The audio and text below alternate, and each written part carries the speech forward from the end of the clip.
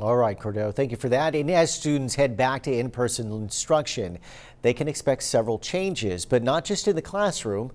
They can expect them on the bus. Now, for CCISD students riding the bus, there are some new safety measures in place to help students and the drivers from spreading the virus. Now, Chris 6 News reporter Jeremiah Marshall is joining us live from the CCISD transportation station by Cabinets Field. And Jeremiah, good morning. What changes can students expect as they board the bus this morning?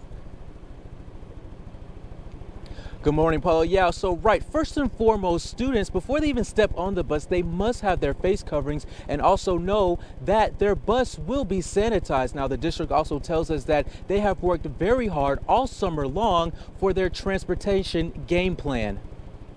Masks and hand sanitizers and social distancing will be used. When the doors slide open from a CCISD bus, students must load up from the beginning in the back, then proceeding forward. Only one student is allowed per seat unless they have a sibling or live in the same household. We actually have the handless sanitizers on the buses. So as every kid gets on the bus, they're going to be using the hand sanitizer.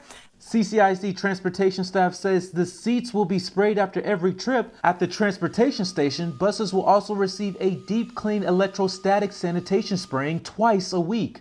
If a parent is unsure about bus transportation and wants to take their student to the campus themselves, no problem. The student won't lose their spot on the bus. So if a parent chooses to take a child or not, the transportation, if they are signed up for transportation, they'll still continue to get transportation, if that makes sense. So if a parent wakes up and says, I'm going to take you, that's okay, because our buses take the same routes every day.